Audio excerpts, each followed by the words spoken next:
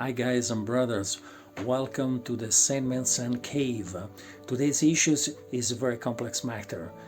Palestinian quagmire, an historical assessment about what's happened in their territories.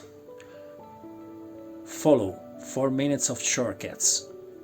Don't forget to subscribe my channel and put a like on the video.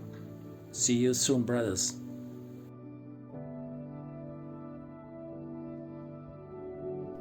Wahhabism was a problem to build a modern Islam because British Empire want to deal with moderate Muslims.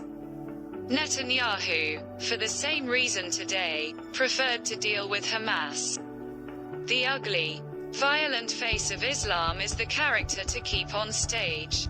That was the stance of British colonialism, then the US attitude for economic dominance and Israeli behaving for Palestine policy. Riyadh was a puppet of Washington and London, till BRICS enrolled Saudis in their team. It is an open secret among Muslims that modernizing Islam will be impossible until Saudi Wahhabi influence over all Muslim countries doesn't stop. And until Riyadh's Western allies decide to end the Saudi Arabia Felix reality cover-up, just for cynical interests. To understand the problem, a simple example could be useful. CR7. Ronaldo, football player, is the star for Italian supporters as well. Public executioner is for Saudis. The ball and the shining blade. Dropping blood are the icons of such different realities that, in the case of Riyadh, doesn't emerge politically and is not in the mainstream media frame just for trivial interests. The Jamal Khashoggi case was just the victim that was under the spot of international light. It was gruesome murder, carried out inside the Saudi consulate in Istanbul in an operation that had been planned for several days beforehand, according to a Turkish version. Ankara's attitude to pursue the truth outperformed Western politicians and media behavior. Some experts said it is Erdogan's will to lead the Muslim world that pushed the Turkish attitude. While several journalists are held in jail in Turkey. Perhaps, sir, but this was a sign of the West's fragility. Many others are shadow victims of a heinous regime that pay respectability with a lot of money to media, universities and to states.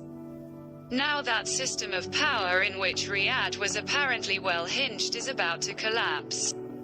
Furthermore, Saudi Arabia has changed horses while racing, entering the BRICS, and has now become an antagonist of the Anglosphere. London had created the architecture of the post-Ottoman Sultanate in Middle East. She had promised the same lands to many to achieve her goals. An example of British cynicism was Palestine. English Foreign Secretary Lord Balfour promised a Jewish home in the Holy Land. In a letter to Baron Lionel Walter Rothschild in 1917, same promise was given, somehow, to Jerusalem Grand Mufti Ahmad al-Husseini, as well as Arab Hashemites, fighting for Lawrence of Arabia against Turkish, were promised to become the guardians of Mecca.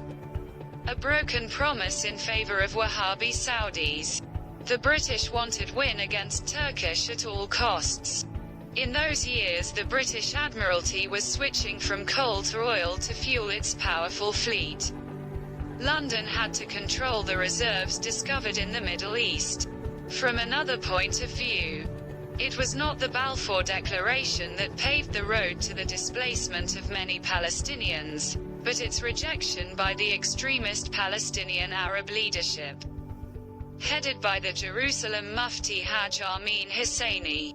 But this mindset, it is based on official story without taking in account British messing up diplomacy, the harmful effects of which we can see till today. Now Middle East is still affected by Sykes-Picot heritage and that kind of colonialist style policy and culture. But the end of this heinous system is on the horizon.